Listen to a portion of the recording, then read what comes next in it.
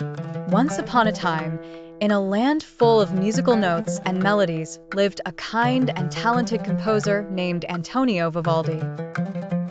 Antonio was born in Venice, Italy, in 1678. From a very young age, he had a special connection with music and could hear it in all things, like the wind rustling through the leaves and the rain tapping on his window.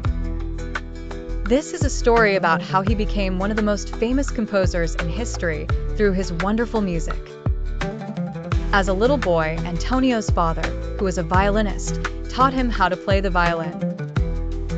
Antonio loved playing and often imagined creating his own music that could tell stories without words.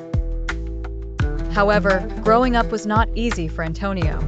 He was sickly and couldn't always run and play like other children, but this just gave him more time to learn his beloved instrument. When Antonio was older, he decided to serve God alongside his passion for music. He became a priest and was known as the Red Priest because of his bright red hair.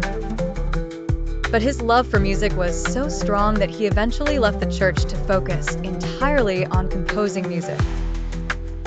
He began creating beautiful concertos, which are like musical stories told by an orchestra.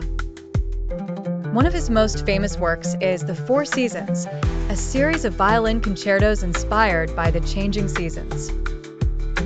Antonio's music was filled with energy, color, and emotion, and it delighted those who listened. His pieces were inspired by nature, like the gentle breeze of spring or the crashing thunder of a summer storm.